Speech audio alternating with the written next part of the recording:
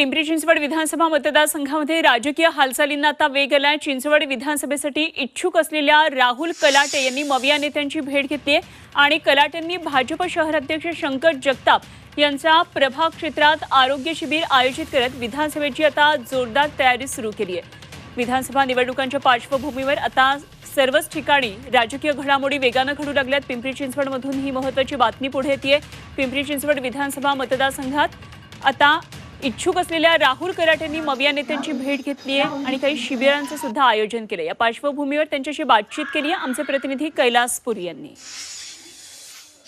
काय सांगाल, हे उपक्रम तुम्ही वेगवेगळ्या भागात सुरू केले, त्याचा अर्थ असा समजायचा आहे की विधानसभेची तयारी तुम्ही सुरू केलेली आहे? उपक्रम आपण नेहमीच घेत असतो आणि हा उपक्रम थोडा महिलांशी रिलेटेड आहे आणि त्यांच्या हेल्थ इश्यूशी रिलेटेड आहे, परंतु विधानसभा आल्यानंतर निश्चितच की तुमचं लक्ष त्याकडे जातं।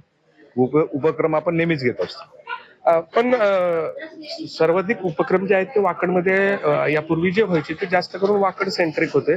आता बाहेर पडलेला याचा अर्थ तोच समजायचा की तुम्ही तयारी सुरू केली। पण निश्चितच आता विधानसभा जवळच येते आणि तयारी सुरू करणं, तसं मागच्या 2-3 इलेक्शनचा जर तुम्ही ट्रॅक रेकॉर्ड पाहिला किंवा अनुभव जरी माझा पाहिला तरी आता त्या दृष्टिकोनातून पुढे जाणं हे गरजेचं आहे। गेल्या काही दिवस चर्चा होती की महाविकास आघाडीच्या नेत्यांशी आपली चर्चा सुरू आहे। काही नेत्यांशी तुमच्या भेटीगाठी झालेल्या आहेत का आणि पुढची रणनीती कशी असणार? भेटीगाठी या होतच असतात, पण याचा अर्थ असा नाहीये की त्या राजकारणासाठी होत आहेत, परंतु भेटीगाठी तर होत असतात, आपले सर्वांचे संबंध आहेत।